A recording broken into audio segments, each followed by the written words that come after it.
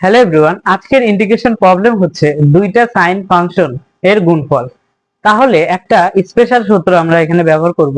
তো সেটা হচ্ছে, আমরা জানি যে যদি সাইন এ ইন্টু সাইন বি থাকে তাহলে হবে হাফ ইন্টু কস এ মাইনাস বি মাইনাস কস এ প্লাস বি। আমরা এই ম্যাথটা সলভ করতে এই সূত্রটা ব্যবহার করব। তাহলে integration of sin 5x into sin 3x dx।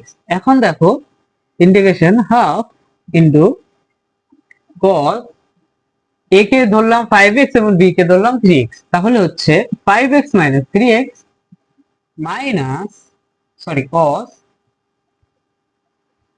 5x plus 3x।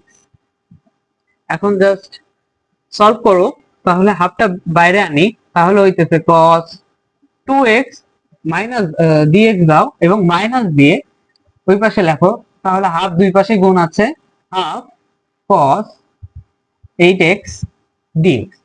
এখন জাস্ট ইন্টিগ্রেশন করলে ম্যাথটা শেষ। তাহলে cos 2x ইন্টিগ্রেশন করো, sin 2x by 2 minus half into sin 8x by 8 plus c। তো আলটিমেটলি রেজাল্টটাও আমাদের এভাবে আসতেছে যে 1/4 into sin 2x minus 1/16 into sin 8x plus c।